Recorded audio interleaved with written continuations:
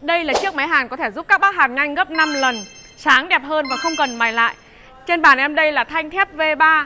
Chúng ta chỉ cần cầm súng lên, kéo thẳng xoẹt một đường là sẽ có mối hàn hoàn hảo. Wow.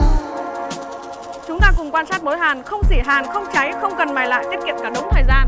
Bạn đang làm gia công kim loại, muốn nâng cấp công nghệ hàn, hãy đầu tư vào chiếc máy này. Tốc độ nhân 2, lợi nhuận nhân 3 và năng suất nhân 5. Bạn muốn trải nghiệm máy hàn laser Datiso? Hãy bình luận ở phía bên dưới.